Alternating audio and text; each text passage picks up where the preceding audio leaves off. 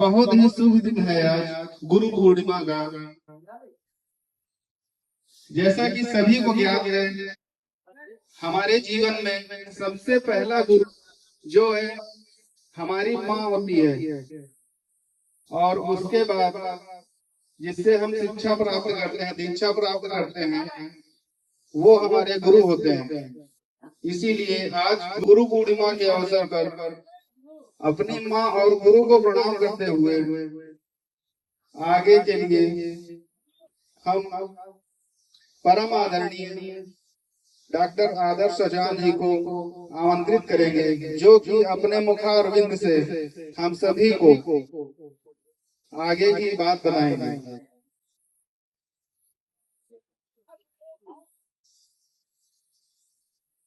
Hello, आए हुए सभी सम्मानित श्रद्धालुओं को मेरा सादर प्रणाम। ये हमारे महर्षि वेदव्यास जी जिन्होंने वेदों की रचना की थी, आज उनका जन्मदिन भी मनाया जाता है और उन्हीं की स्मृति में एक गुरु पूर्णिमा का पावन पर्व मनाया जाता है कि आज के दिन गंगा स्नान करने से व्यक्ति के सारे पाप धुल जाते हैं, आत्म शुद्धि होती है और आत्मिक शांति मिलती है।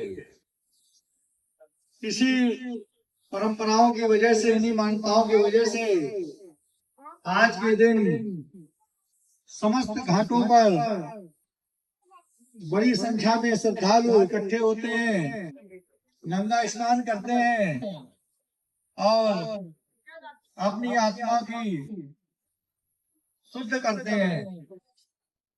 इसी के क्रम में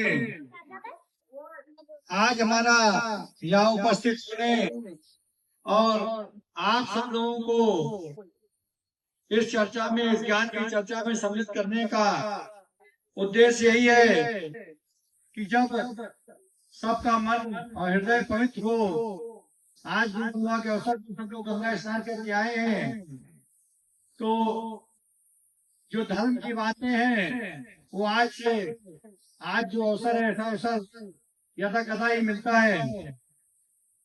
हम लोग इस संसार में जब जन्म लेते हैं, धीरे धीरे बड़े होते हैं, कभी जिम्मेदारियों को समझते हैं और बड़े होते हैं और जिम्मेदारी मिलती है और धीरे धीरे अपने जीवन में बुढ़ापे के अवसर होते हैं, अपनी जीवन यात्रा समाप्त हो जाती है।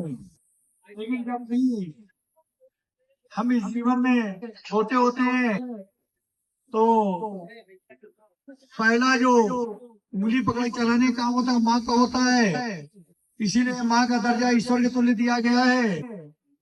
और जो हमारे गुरु हैं, गुरु ही हमें ईश्वर से मिलाते हैं, गुरु ही हमें समस्त ज्ञान देते हैं। और जब गुरु हमें ईश्वर से मिलाते हैं, इसीलिए गुरु को ईश्वर तुल्य माना गया है।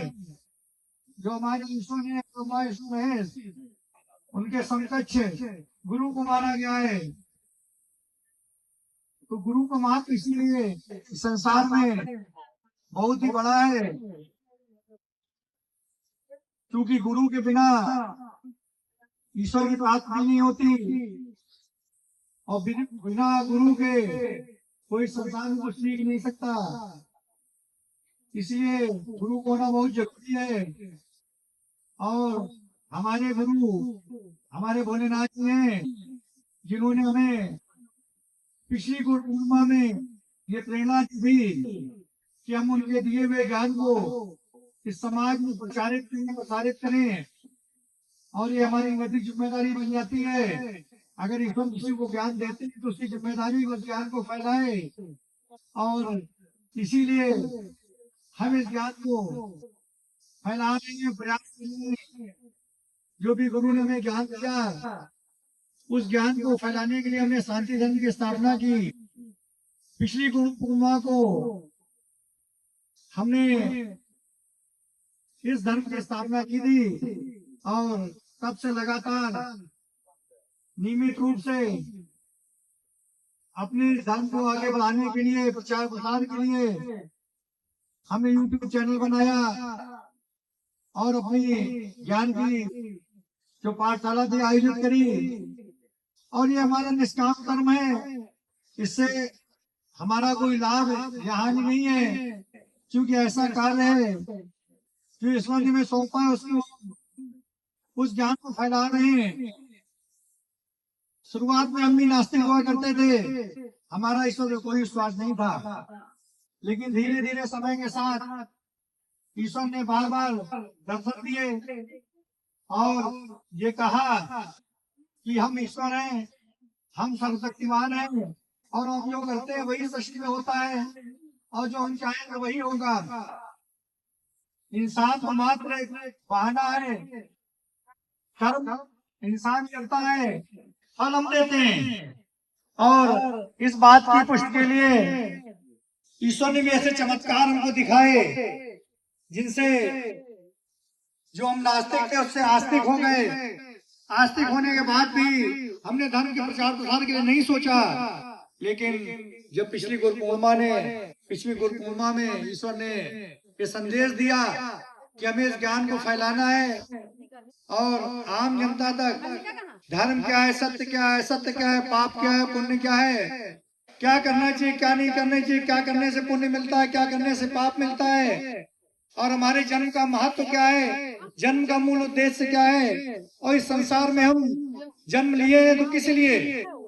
आजकल हमारे बहुत से भाई बंधु, बहुत से आए हुए लोग और समाज में बहुत सारे लोग, यहाँ तक अधिकतर लोग अपने जन्म का उद्देश्य नहीं जान पाते। पैदा होने से लेके बड़े होने तक पूरे घर गृहस्थी का बोझ उठाते उठाते और अपनी जीवनचर्या पूरी करते करते बुढ़ापे में प्रवेश कर जाते हैं, और वो ये नहीं जान पाते कि हमारे जीवन का उद्देश्य क्या है। तो आज मित्रों, हम आज समझ लोगों को मत ये बताना चाह रहे हैं कि हमारे जीवन का मूल उद्देश्य जो है वो ये है कि हमें हमारे शरीर में आत्मा है जो परमात्मा का अंश है। भाई हमारा शरीर जो चैतन्य होता है वो तभी चैतन्य होता है जब उसमें आत्मा का प्रवेश होता है, और जब आत्मा निकल जाती है तो हमारा शरीर एक हड्डी मांस का एक टुकड़ा रह जाता है। चैतन्यता आत्मा के प्रवेश होने से होती है और आत्मा के चले जाने से चैतन्यता चली जाती है। तो ईश्वर ने हमारे शरीर में एक आत्मा के प्रवेश से ही हमको चैतन्यता प्रदान होती है। तो फिर ये परमात्मा की जो अंश आत्मा है ये ईश्वर ने हमको क्यों दी। अगर आत्मा का हमारे शरीर में प्रवेश कराया है तो निश्चित रूप से ईश्वर का उद्देश्य रहा होगा कि कम से कम जिस चीज से हमारा सृजन हुआ, जिससे हमको चैतन्यता मिली, जिसको हमको जीवंतता मिलती, जिसकी वजह से हम बोल पा रहे हैं, सुन पा रहे हैं, समझ पा रहे हैं, देख पा रहे हैं, विचार कर पा रहे हैं, अच्छे बुरे को ज्ञान में मिल रहा है, उस परमात्मा को तो न भूले। लेकिन आज भाग दौड़ के जीवन में स्त्री हो या पुरुष, बच्चे हो या बूढ़े या जवान, सभी लोग अपने जीवन में इतने व्यस्त हैं कि वो इन सब चीजों को भूल चुके हैं। तो हमारे जीवन का मूल उद्देश्य है आत्मा का परमात्मा से मुलाकात। आत्मा की परमात्मा से मुलाकात हो जाए, इसी अवस्था को मोक्ष कहते हैं। और अगर हम मोक्ष को प्राप्त हो जाए तो हमारे जीवन का मूल उद्देश्य सफल हो गया। तो हमारे जीवन का जो मूल उद्देश्य है आत्मा का परमात्मा से मुलाकात, और यही जीवन का मूल उद्देश्य होना चाहिए, ना कि धन दौलत, पैसा, पद, प्रतिष्ठा, सम्मान। हम लोग क्या करते हैं, पूरे जीवन अपनी खुशी उन वस्तुओं में ढूंढते हैं जो स्थायी नहीं होती। जैसे हम लोग चाहते हैं कि हमारे पास धन हो, लोग सम्मान करें, लोग समाज में इज्जत दें और कहें कि व्यक्ति बहुत अच्छा है, और हमारे पास बड़ी गाड़ी हो, बड़ी नौकरी हो। लेकिन क्या ये चीजें स्थायी हैं? ये चीजें तो अस्थायी हैं। समय के साथ धन चला जाएगा, पद चली जाएगी, प्रतिष्ठा चली जाएगी। कितना भी बड़ा इंसान हो एक समय उसको बूढ़ा होना है, कितना भी धनवान हो एक समय उसके गरीब भी होना है। चाहे जितना जवान हो, चाहे जितना सुंदर हो, चाहे स्त्री हो या पुरुष, सुंदरता भी उसकी चली जानी है। अंत में क्या रह जाएगा?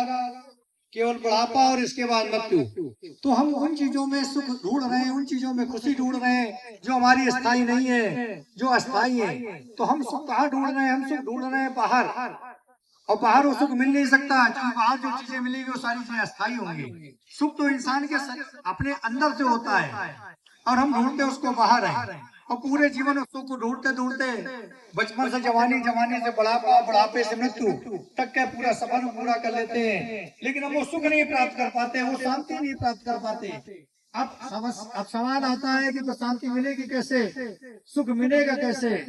सुख हमें अपनी सोच से मिलेगा, अपने अंदर की सोच से मिलेगा। ये बाहर ढूंढने वाली चीज नहीं है। अगर उनको सुख ढूंढना है तो अपने अंदर ढूंढना होगा। सुख कैसे मिलेगा? सुख मिलेगा संतोष से।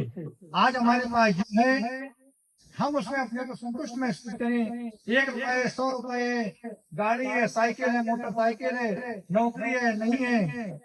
अगर भगवान ने किसी भी जीवात्मा को, किसी भी व्यक्ति की संरचना को सज्जित किया है और अपना अंश आत्मा उसमें डाला है, भाई तभी वो इंसान बना। पुरुष हो या महिला, बच्चे हो बूढ़े, अगर कोई शरीर बोलने, इस संसार में बोलने लायक है तो बिना परमात्मा की इच्छा के नहीं है।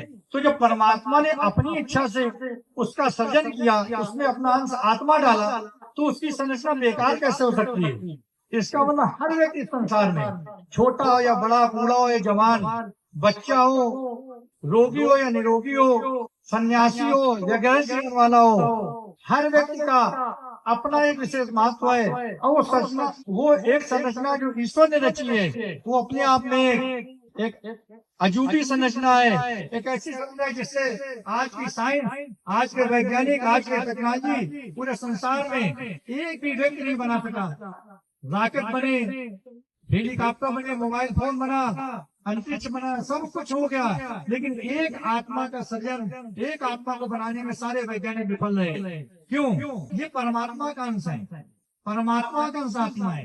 तो हम लोगों अपने जीवन में जो परेशान है, जो भी भाई, जो भी बड़े छोटे बुजुर्ग, बच्चे, नौकरी में सफल होने वाले, परीक्षा में फेल होने वाले, दौड़ में आगे निकलने वाले, दौड़ में पीछे ले जाने वाले, रोगी निरोगी, सुखी दुखी, जो भी हैं, उनको समझना चाहिए कि ईश्वर ने उन्हें रचा है तो उनका एक विशेष महत्व है और सब अपने आप में स्पेशल है। कोई किसी से कमजोर नहीं है, छोटा या बड़ा। ये तो भौतिक सुख और भौतिक चीजें हैं, इनका कोई महत्व नहीं है। आज जो बड़ा है वो कल छोटा होगा, आज जो छोटा है कल बड़ा होगा, आज जो बच्चा है कल बड़ा होगा, बड़ा बूढ़ा होगा। और हम समस्त लोग आज जो यहाँ पर हैं, जो नहीं है, कभी ऐसा एक भी क्षण सृष्टि नहीं आया जो हम लोग ना रहे हो। बस फर्क इतना है कि आज हम डॉक्टर हैं, हो सकता है अगले जमाने में कृषक रहे हो, इसके पहले मजदूर रहे हो, इसके पहले राजा रहे हो, महाराजा रहे हो, ये देवता रहे हो। सिर्फ कर्मों के हिसाब से हमारा शरीर बदलता है, हमारी आत्मा तो कपड़े कितने बदल जाती है। आज हमारे शरीर में, कल हमारा शरीर समाप्त होगा, एक नए शरीर में आत्मा का प्रवेश होगा। इस समय बैठे हुए समस्त लोग समस्त समय में थे और समस्त समय में रहेंगे। ये ना कोई कभी खत्म हुए थे, ना कभी खत्म होंगे। बस आज उनका नाम कुछ और है, आज उनकी पहचान कुछ और है। अगले जन्म में कुछ और पहचान रही होगी और कुछ और अगले जन्म में कुछ और पहचान हो जाएगी। अब सवाल ये आता है कि अगर हम लोग जन्म पे जन्म होते आए हैं तो हम लोग क्यों नहीं समझ पाते कि हम पिछले जन्म में क्या थे, अगले जन्म में क्या होंगे।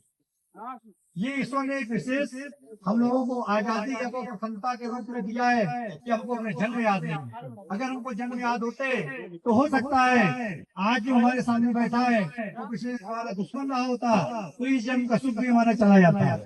तो हमें अगर याद नहीं पिछले जन्म में क्या था, ये भी हमारी सौभाग्य है। परमात्मा ने ऐसी व्यवस्था दी है ताकि हम लोग कभी संसार में परेशान न हो, दुखी न हो, और इस समाज में, इस जीवन में जो हमें जन्म मिला है उसका सुखद अनुभव कर सके।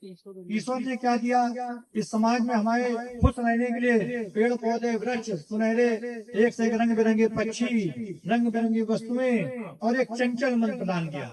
चंचल मन प्रदान किया ताकि हम इन चीजों का आनंद उठा सकें। लेकिन हुआ क्या, हम लोग जब इन चीजों का आनंद उठाने लगे तो क्या हुआ, हम अपने परमात्मा को भूल गए, अपने मूल स्वरूप जहाँ से हमारे जन्म हुए उसी को भूल गए। इतना आनंद में लीन हो गए कि हम अपने मूल उद्देश्य और मूल चीजों को भूल गए कि हमें परमात्मा को याद रखना चाहिए। चंचल मन तो प्रभु ने दिया और इसलिए ही दिया, इस समाज को, इस संसार को इतना अच्छा बनाया कि तो रंग मंच में कितनी सारी चीजें, तरह तरह के पेड़ पौधे, व्यंजन, हर तरह की साग सब्जी, कितना सुंदर संसार बनाया। अब क्या है, हम लोगों को आनंद तो लेना चाहिए, संसार में मस्त होना चाहिए, पूरा आनंद उठाना चाहिए, लेकिन इस आनंद उठाते समय हमें अपने मूल स्वरूप परमात्मा को नहीं भूलना चाहिए और परमात्मा को सदा याद करना चाहिए। लेकिन हम लोग इसी को भूल जाते हैं और फिर हम लोग क्या कहते हैं, ईश्वर जब कुछ गलत होता है तो कहते हैं भगवान ने दुख क्यों दिया, अच्छा होता है तो कहते हैं हमने कर दिया।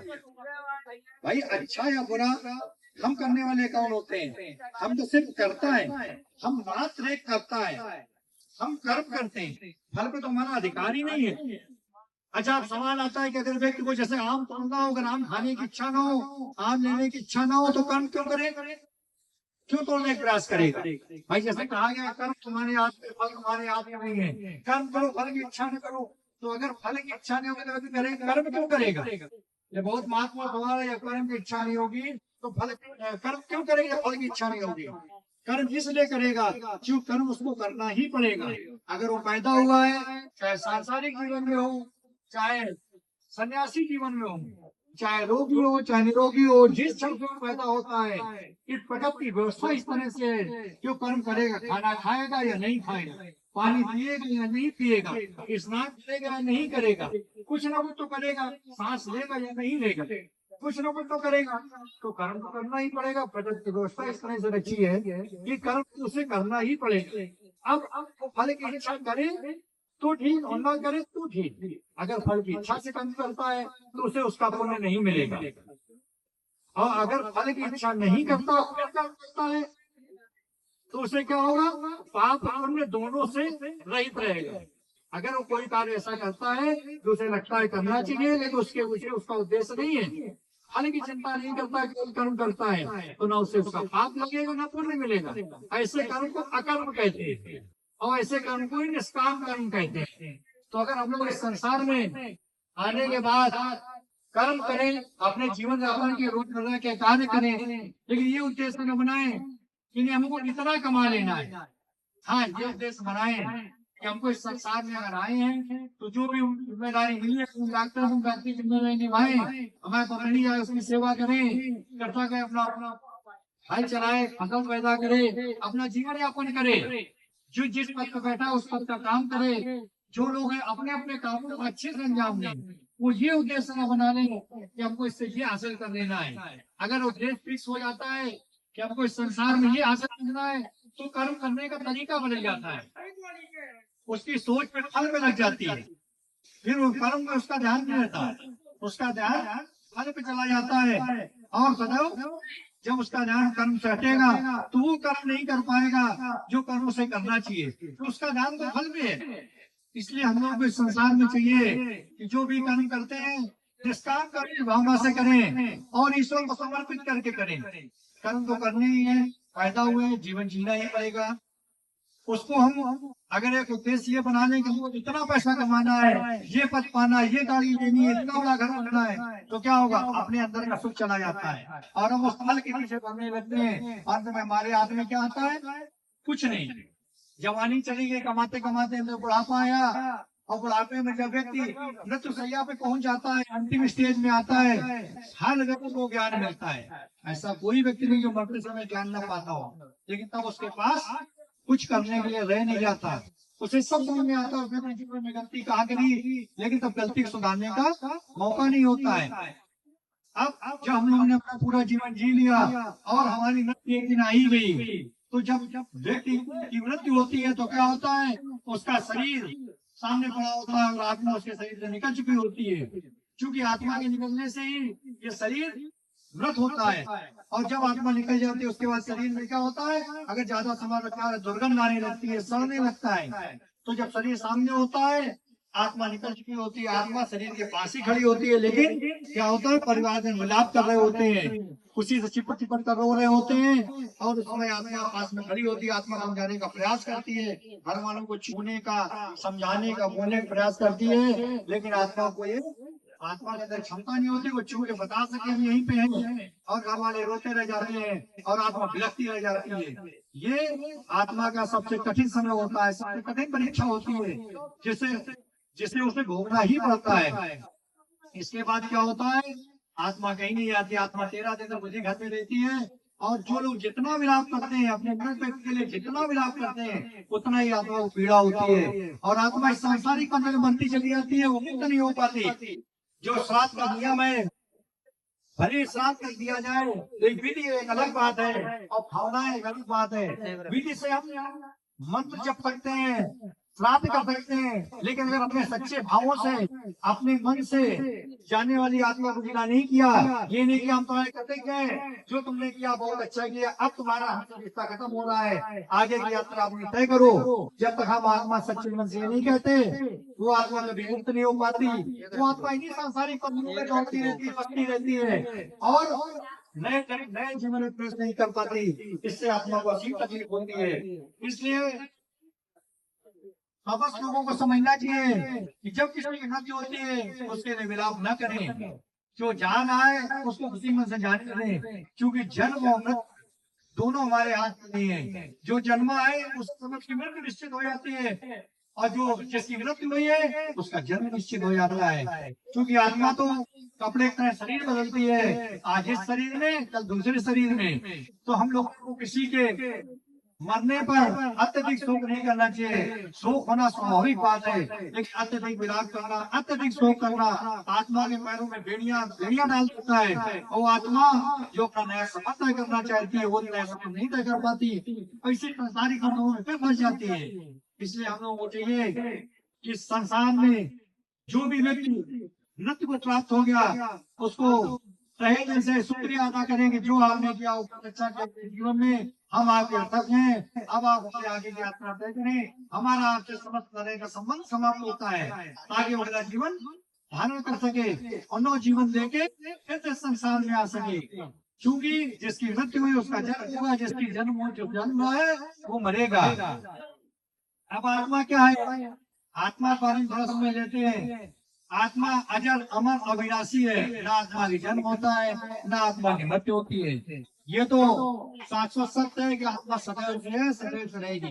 हाँ, आत्मा का परमात्मा में मिलन हो सकता है, जिसे मोक्ष की अवस्था कहते हैं। अगर हम लोग इस संसार में अच्छा केवल मनुष्य जन्म ही है जिसको भगवान ने दिमाग दिया है, हाथ पैर दिए, करने के लिए क्षमता दी है, और मनुष्य जन्म भी ऐसा है जिसमें अच्छा या बुरा कर सकते हैं, और उस अच्छे बुरे के जिम्मेदार होते हैं। मनुष्य के अलावा कोई भी पशु अगर सर्प किसी को काट ले तो सर्प को पाप नहीं पड़ेगा, भले ही व्यक्ति मर जाए, क्योंकि सर्प के पास समझने की क्षमता नहीं है, उसके पास विवेक नहीं है, उसको पाप नहीं पड़ेगा।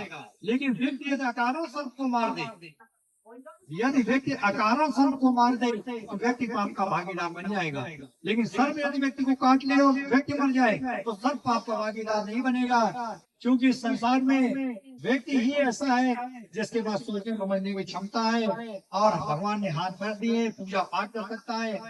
भले ही व्यक्ति पूजा पाठ में करे, ईश्वर को याद न करे, लेकिन अगर वो अच्छी कर्म करता है तो उसको अच्छा फल जरूर मिलेगा। अच्छा होता है कि हम लोग इस जमाने में देखते हैं कि बहुत से गलत कार्य करने वाले लोग बहुत सुखी हैं, इससे हमारा हाथ होता है, ये लगता है न्याय का है।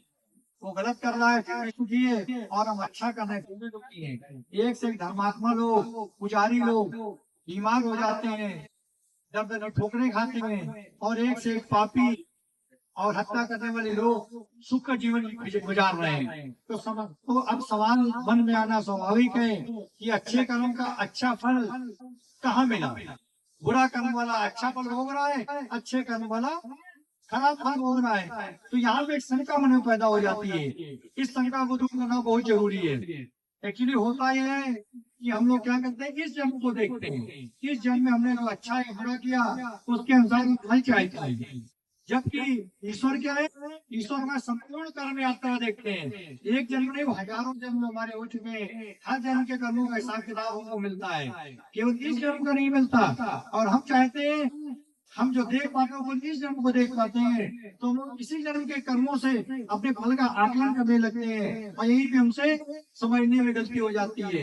ये लगता है कि हमने बहुत अच्छा किया फिर भी हमको अच्छा फल नहीं मिला, इसने बहुत बुरा किया फिर भी सुखी है, क्योंकि हम इस जन्म के कर्मों से समस्त फल का आकलन करने लगते हैं। जबकि ईश्वर जो फल देते हैं वो समस्त जन्म के कर्मों को फल देते हैं। होता ये है इस जन्म में जो कर्म करते हैं वो फल तो उनको मिलना ही मिलना है। हो सकता है पूरा फल इसी जन्म में मिल जाए, या कुछ कर्म वो फल अगले जन्म में मिले। जो पिछले जन्म में कर्म किए उनका भी फल मिल रहा है। इसीलिए जो बच्चे पैदा होते हैं समाप्त हो जाते हैं, पैदा होते हैं मृत्यु हो जाती है, वो उन्होंने तो कोई कर्म ही नहीं किया होता। जब पैदा होते कैसे बीमार हो गए, पैदा होते कैसे समाप्त हो गए, पैदा होते कैसे अपने हो गए, तो ये इसलिए होता है कि उनके पिछले जन्म के कर्मों का फल उन्हें मिल रहा होता है। भले ही जन्म ने कोई काम नहीं किया, पिछले जन्म के कर्मों का फल तो भोगना ही पड़ेगा।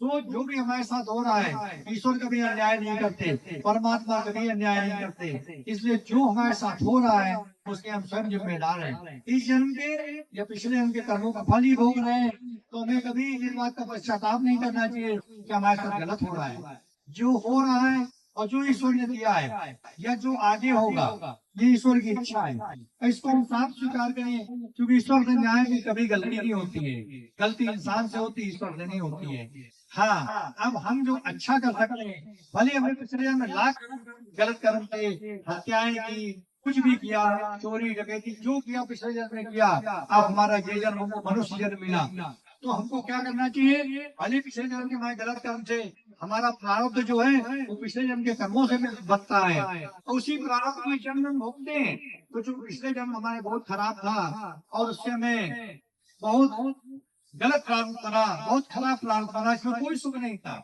लेकिन ये जन्म जो हमको मिला, इसमें हमने ईश्वर की आराधना की, ईश्वर की पूजा की, ईश्वर का ध्यान किया, और सबसे बड़ी बात धर्म का पालन किया, अच्छे कर्म किए।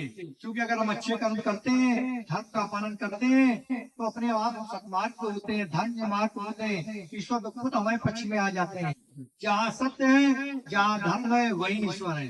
तो अगर हम अच्छे कर्म जन्म में करेंगे, तो भले ही पिछले जन्म में हमारे कर्म अच्छे ना रहे हो, भले ही हमारा प्रारब्ध अच्छा न रहा हो, लेकिन इस जन्म के अच्छे कर्मों से हम अपने इस जिंदगी को, इस जीवन को बदल सकते हैं, अपनी मौत को भी टाल सकते हैं। भले ये सत्य है कि जन्म के समय मृत्यु लिखी होती है, लेकिन ये अटल सत्य नहीं है। मृत्यु तो अटल सत्य है, लेकिन मृत्यु एक निश्चित समय पे होगी, इसको भी टाला जा सकता है कर्मों द्वारा। जैसे एक गुरु जी थे, उनके यहाँ एक शिष्य बड़ी गुरु जी की सेवा करता था, एक बहुत बड़े पहुंचे हुए महात्मा थे, पुराने वाले की बात है। उनके एक बच्चा था जो शिष्य के रूप में उनकी सेवा करता था।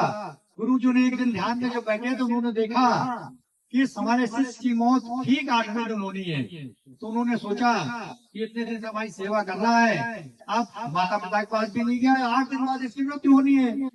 तो उन्होंने शिष्य से कहा कि जाओ बेटा, तुम्हें 8 दिन में छुट्टी दे रहे हैं और 9वें दिन तुम्हारे पास आ जाना। शिष्य परेशान कि कोई गलती हो गई, गुरुजी हमको अपने से दूर क्यों कर रहे हैं। आखिरकार गुरु का आदेश था, शिष्य ने टाला नहीं, वो वहां से निकला और चल दिया दुखी मन से।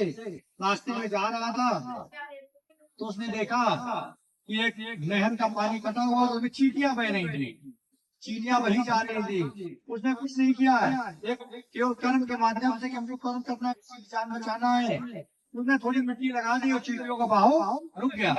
चींटियां बहने से रुक गई और वो घर गया, माता पिता के साथ रहा, 7-8 दिन आराम से काटे। और 9वें दिन गुरु जी ने ध्यान लगाया, ध्यान में बैठे तो उन्हें लगा कि आज अब तो आ ही नहीं सकता, लेकिन उन्होंने देखा कि शिष्य सामने प्रकट हो गया।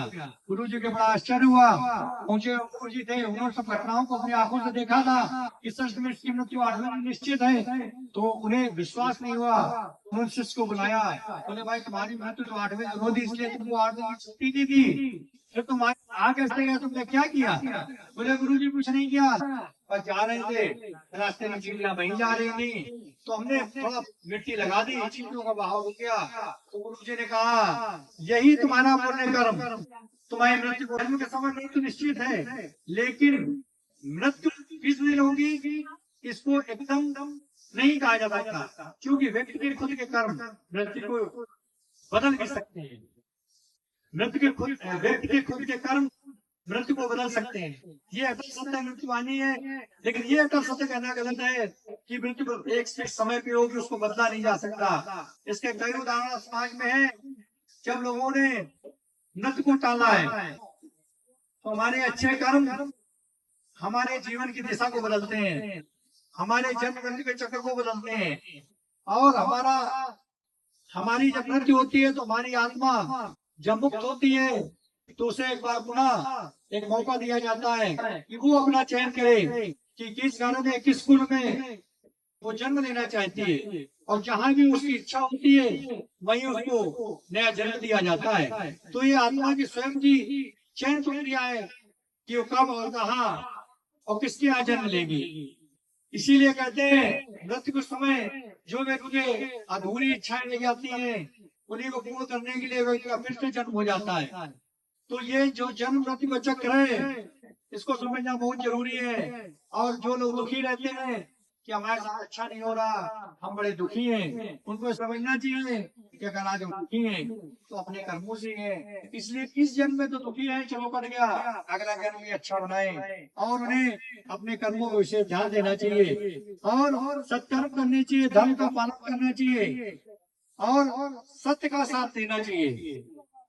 क्योंकि सत्य का मार्ग बहुत ही कठिन मार्ग है, धर्म का मार्ग बहुत ही कठिन मार्ग है।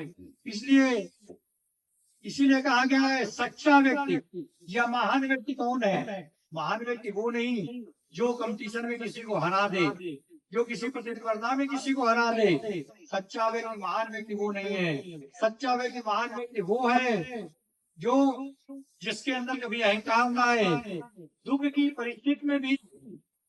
परिस्थिति में विचलित होकर गलत मार्ग ना पकड़ ले। कभी कभी ऐसे लोग आते हैं कि व्यक्ति उससे बचने के लिए गलत मार्ग का सहारा ले लेता है और वहीं से उसका मार्ग भ्रमित हो जाता है, तो गलत दिशा में चला जाता है। तो सच्चा व्यक्ति महान व्यक्ति वो नहीं जो धन से बड़ा हो, पद से बड़ा हो, प्रतिष्ठा जितनी ज्यादा हो, सम्मान ज्यादा हो, घर बड़ा हो, नहीं वो भी नहीं जो किसी को हरा दे, किसी व्यक्ति को हरा सच्चा वो भी सच्चा व्यक्ति नहीं है। सच्चा व्यक्ति केवल वो है जिसके मन में कभी अहंकार ना आए, अहंकार का जन्म ही न हो और वो सदैव सादगी से अपना जीवन व्यतीत करे और कभी गलत मार्ग न करे किसी भी कंडीशन में, किसी भी परिस्थिति में। तो अगर व्यक्ति सच्चा है तो इन आदर्शों का पालन करेगा और जो भी व्यक्ति सच्चा होगा ईश्वर उसका भला जरूर करेंगे। तो ईश्वर पे ध्यान लगाए, थोड़ी देर ईश्वर का ध्यान करें, ईश्वर की पूजा करें। पूजा को तो ये नहीं कि हमने अगरबत्ती जला दी और आरती कर ली, नहीं। सच्ची पूजा वो है जब हम पूरे मन से, पूरे ध्यान से, भले ही हम आरती न पढ़े, भले ही हम अगरबत्ती न जला पाए, हमारे पास पैसे नहीं है, अगरबत्ती नहीं ले सकते, माचिस नहीं खरीद सकते, हो सकता है बैठने की जगह न हो, लेकिन हम सच्चे मन से ईश्वर को याद करें। ईश्वर ये नहीं कहते कि हमारे लिए आप पूजा करो या हवन करो या हमारे लिए कुछ चढ़ाओ। ये चढ़ावा और उनसे कोई मतलब नहीं है, वो तो ऑलरेडी उनके पास सब कुछ है। उनको क्या चाहिए? न सम्मान चाहिए, न धन चाहिए, न मंदिर चाहिए, उनको चाहिए उनमें आस्था। ईश्वर में आस्था क्यों चाहिए ईश्वर को इसलिए ईश्वर चाहते हैं, नारायण चाहते हैं कि लोग उनमें आस्था रखें। क्यों? क्योंकि वो जानते हैं जो व्यक्ति हमें आस्था रखेगा वो व्यक्ति निश्चित रूप से सही मार्ग पकड़ेगा। इसीलिए महाभारत में अर्जुन को श्री कृष्ण भगवान ने समझाया था कि तुम कर्म को समर्पित कर दो और तुम्हारा जो उद्देश्य है, जो तुम्हारा कर्म है, वो युद्ध करना है। भले वो युद्ध तुम्हारे अपने गुरु से हो या अपने पितामह से हो या अपने भाई बहनों से हो। क्यों? क्योंकि इस समय तुम्हारा कर्म, तुम्हारा उद्देश्य यही है कि तुम युद्ध करो। अगर तुम युद्ध नहीं करते हो तो तुम फिर अधर्मी हो जाओगे और पाप के भागीदार बनोगे। तब से अर्जुन ने पूछा था कि प्रभु ये जो लोग मरेंगे इनका पाप, बोले इनका पाप तुम्हें नहीं लगेगा, क्योंकि जो लोग केवल कर्म करते हैं, फल की चिंता नहीं करते, जो उनका कर्म होता है, जो उनका उद्देश्य होता है, जो सत्कर्म होता है उसका निर्माण करते हैं, उनको ना पाप लगता है ना पुण्य लगता है। ऐसे कर्म को अकर्म कहते हैं।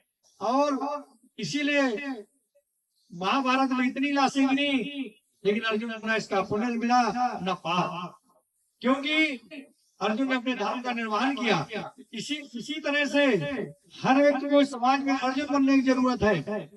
अपने कर्म का पालन करो, अपने धर्म का पालन करो, किसी दबाव, किसी परिस्थिति, किसी भी स्थिति में विचलित मत हो, अहंकारी मत बनो। हमारे पास सुंदर शरीर हो सकता है, धन हो सकता है, पद हो सकता है, शरीर में ताकत हो सकती है, ऐसा भी समय आ सकता है जब सिर्फ हड्डियां रह जाए, शरीर सूख जाए, धन न हो, पद न हो और होता है खाने का भोजन भी न हो। तो जो लोग इसका अहंकार करते हैं वो ऐसी परिस्थिति में टूट जाते हैं। लेकिन जो लोग अपने जीवन को सादगी से जीते हैं, अपना सब कुछ ईश्वर को समर्पित कर देते हैं, वो अपने जीवन में कभी परेशान नहीं होते और सत्मार्ग पर चलते हुए मोक्ष को प्राप्त करते हैं। तो मित्रों, आज वहीं पे ये बात हम समाप्त करते हैं कि व्यक्ति के जीवन का मूल उद्देश्य क्या है। व्यक्ति के जीवन का मूल उद्देश्य है मोक्ष की प्राप्ति, यानी आत्मा का परमात्मा से मिलन। और ये कब हो सकता है?